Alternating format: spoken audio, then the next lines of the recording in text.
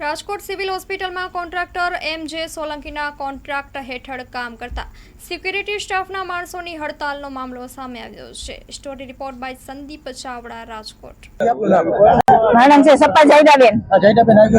સોલંકીના સ્ટાફને અધરો છૂટો કરવામાં આવ્યો છે। અધરો છૂટો કરવામાં આવે છે। અમે સાચું કહી છીએ એટલે અમને અધરો છૂટો કરવામાં આવે છે અને અમારે જે ગરીબ માણસોના પૈસા એ ઉપડા અધરો ખાઈ જાય છે અને અમે કહી છીએ ખાસ કરીને અમે બધા એક સાથે કીધું એટલે અમને છૂટા કરવામાં આવી જાય છે। કેટલા વર્ષથી હવે 7 વર્ષથી નોકરી કરું છું। આપની આક્ષેપ એવો હતો કે આપને કોન્ટ્રાક્ટરો લેડીઝો સાથે ગેરપ્રકારનું વર્તન હા, ગેરપ્રકારનું પૂરેપૂરું વર્તન કરે છે અને સુપરવાઇઝરે રાતે દારૂ પીધેલા લઈને ગેરવર્તન કરે અમારે। અમે સાચું કહેવા જાય તો બાપુ અમને એમ કહી દે કે તમે છૂટા બધાય। ખાસ કરીને અમને માહિતી મળતા મીડિયાને માહિતી મળતા એવું પણ અમને જાણવા મળ્યું છે કે આપનું જીએસટી કપાય છે, 12 મહિનાનું પીએફ કપાય, 6 મહિને જ મળે છે અમને અને તમારે 6 મહિને જ અમારું આ પીએફ નાખવામાં આવે છે। બાકી ઉપલા વધારે આવે છે લોકો ખાઈ જાય છે બધા ગરીબ માણસોના।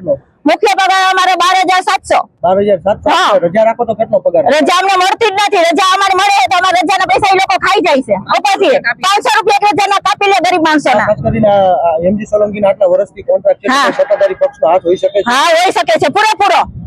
આપની હવે મુખ્ય માંગ શું છે? અમારી મુખ્ય માંગ છે અમારા આગળ ડગલા એના લેવાના થાય જ છે અને અમારી માંગ પૂરી થવી જ જોઈએ। કેટલા વર્ષથી હું 7 વર્ષથી નોકરી કરું છું। માંગ સ્વીકારવામાં નહીં આવે તો શું પગલાં? તો અમે આગળ ડગલા ભરશું જ। અને આપની સાથે કેટલા લોકો અત્યારે લોકો અમારી સાથે આ બધા છે સિક્યુરિટી ગાર્ડ અમારા ઓછામાં ઓછા નાઇટમાં બધા 30-40 જણા હશે અમારી સાથે।